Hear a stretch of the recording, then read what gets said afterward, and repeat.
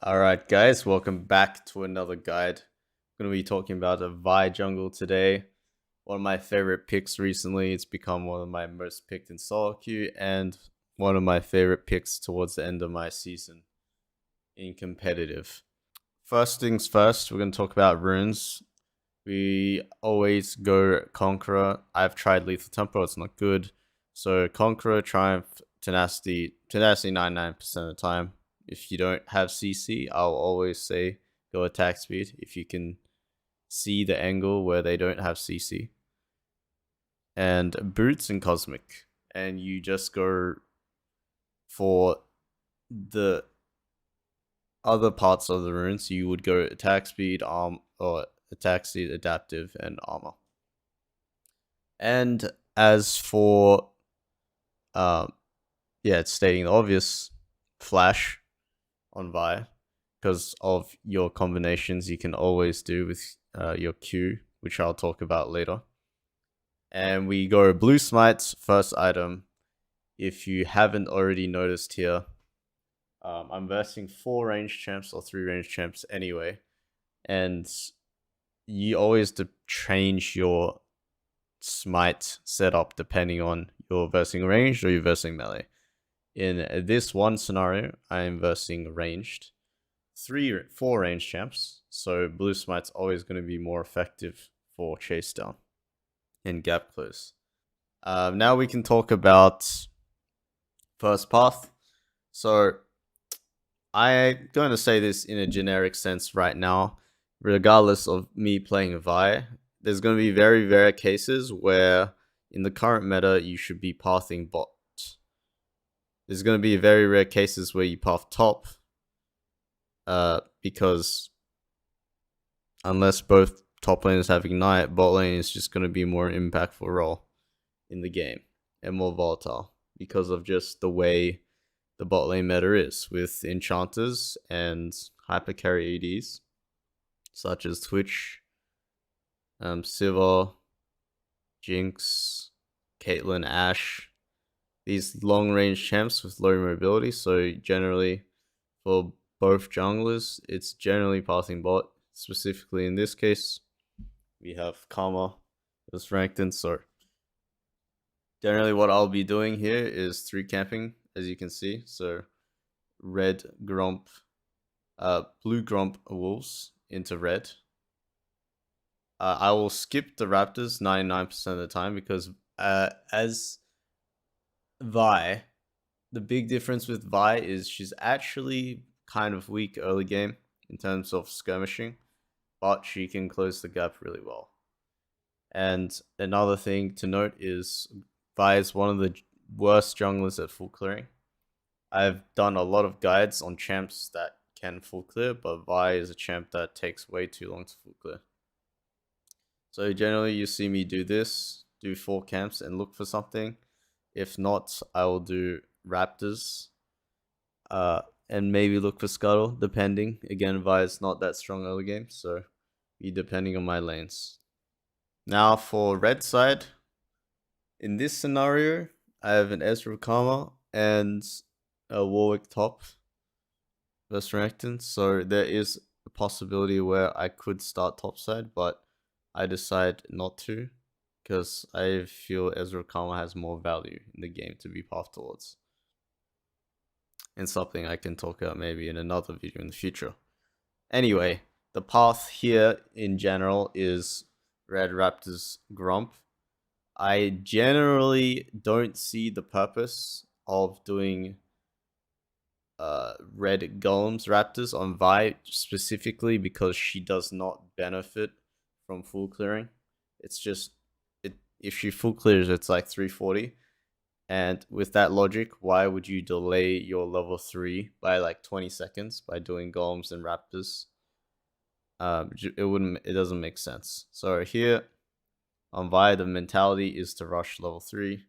And if I see something where I need to be, I'll be there. I'm checking, as you can see. Nothing's happening. I'm leaning just in case, but nothing's happening. And Renekton and Talon show topside.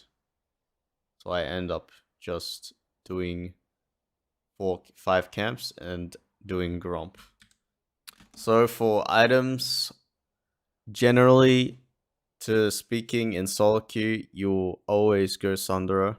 I experimented a lot with Sunfire, with Iceborne Gauntlet, with Chem Tank into Iceborne Gauntlet, and generally I believe Vi has a lot of base damage, so having Sunder is very effective.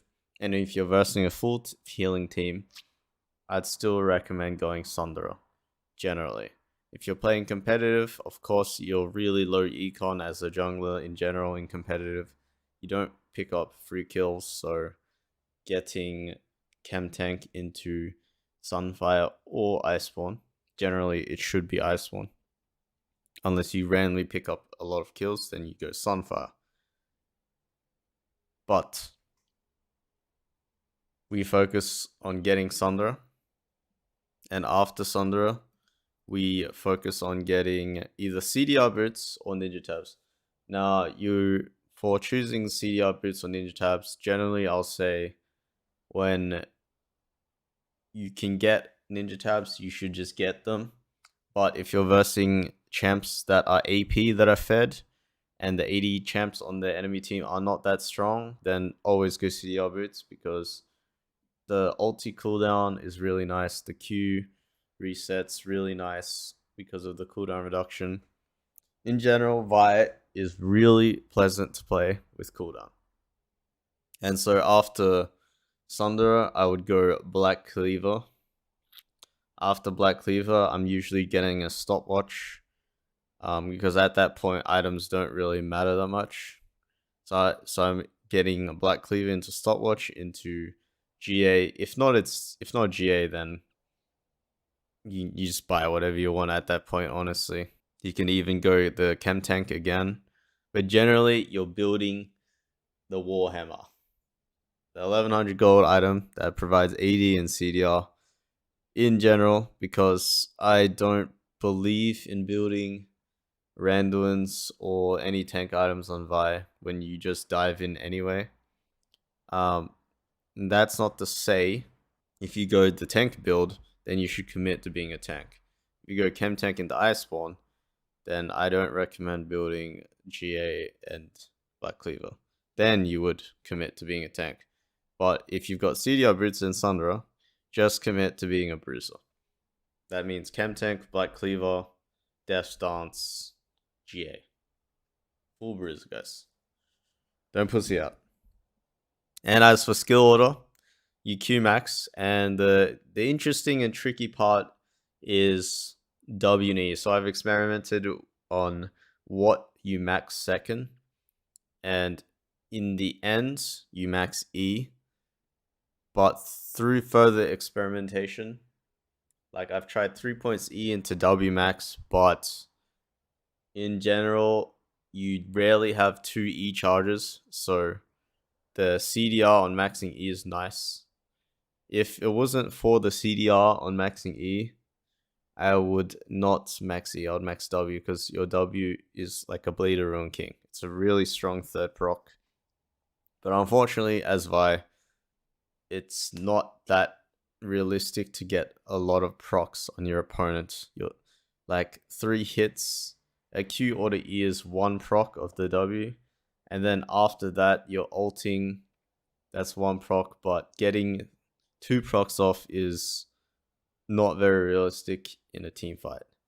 Unless you're playing like split push Vi in that case. So max E second. And yeah. Okay, now we're going to be going over skirmishing mentality on how you want to play Vi in the mid game, and why I think this champion's so strong. So in this scenario, Ashe gets caught, she dies, and we decide let's go to Baron. And so we start Baron, and I ping my ult is ready. And one of the biggest reasons why this champion is really strong right now is because of the isolation in the pick you can make. So all I do is charge my Q and ult, and I knock everyone away. and I go on the priority target, which is, in this case, Orianna. And we get the Baron. And you could find similar scenarios towards the end here. I'm doing the same thing. The enemy team shows topside, and I'm able to isolate this guy. You can see I was trying to ult him there, wasn't in range. Q charged again, and ulted again, and Q'd again, and wow, I do a lot of damage. And so in general, even in team fights like this, for example, you want to be going on the main target. Notice how I chilled out for a bit. I didn't fully commit. Like, we lose this fight, but I want you guys to read the principle. I dodged the thresh hook. I don't commit because they're into a choke. So I'm not saying every time you're in range to ult someone you should, because in this scenario, I should not have queued in because I'm not going to fully commit. Because if I fully commit here, we're gonna walk into the choke and we're just all gonna die, which we pretty much do anyway. So there's your lesson for you. And yeah, I didn't know it was gonna go that bad. I'm not gonna lie. So here's the same scenario. I go in, but I get countered by my flash. I mean, flash for flash, I get countered. So I actually have to flash here. And we can't chase them into choke.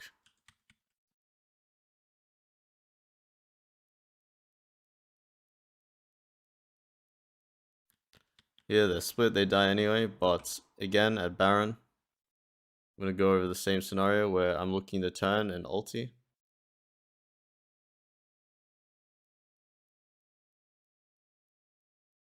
And that's why stopwatch is really useful as well, guys, as you can see.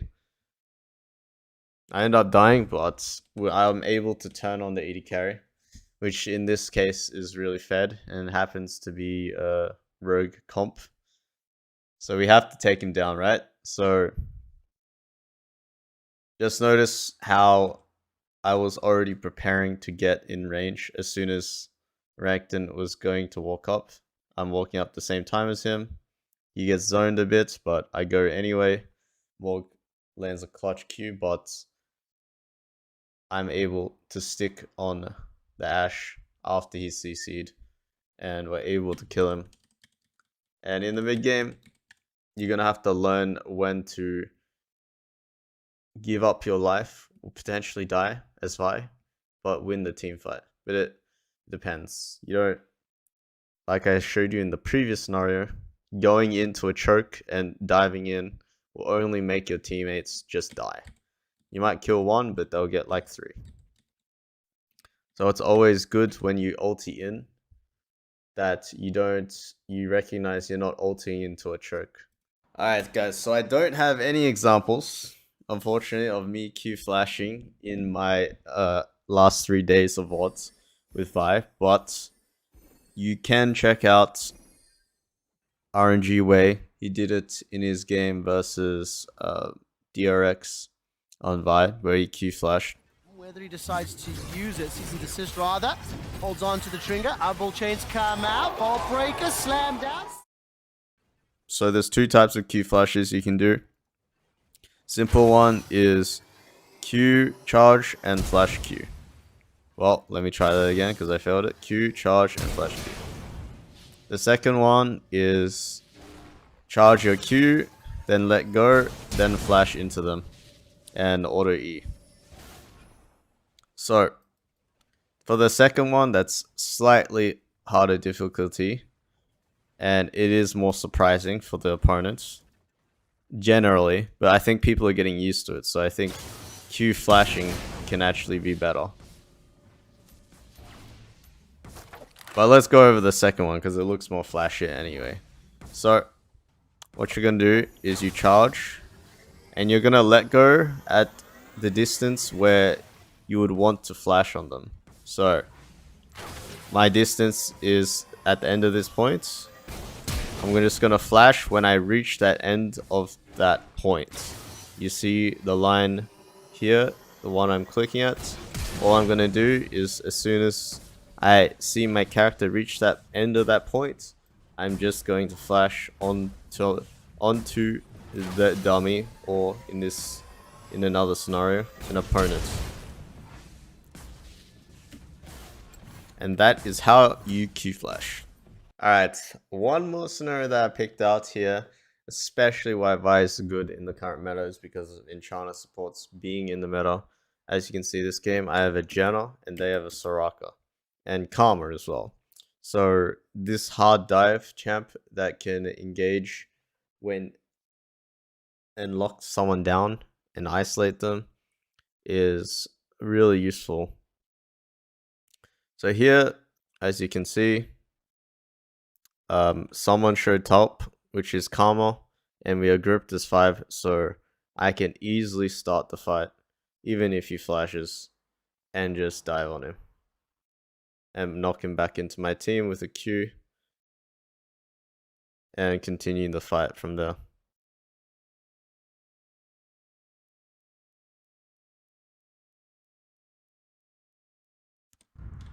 So, in general, Vi is actually not that good at team fighting, but it's good she's as an engage if their team is split up. So, as a compact 5, her ulti might not be that useful, but when someone else can engage or they're split up and you can engage, she's just one of the strongest champs. When, especially in solo queue, people don't group properly very often, so you always have opportunities to ulti in. This is the exact same scenario, another scenario where we kill bots and we're looking to bait Baron, and I just go on the Soraka. It's 4v4, but we win right now because they're just weaker than us in terms of gold. I engage on Soraka, and it doesn't turn out to be anything, but we're able to burn sums like Soraka flash, and I have ulti in 40. And that's the benefit of my build as well. I'm like 50% CDR, so in about 20 seconds, I will have ult up again, and they have to respect that, and Soraka had no flash in this scenario.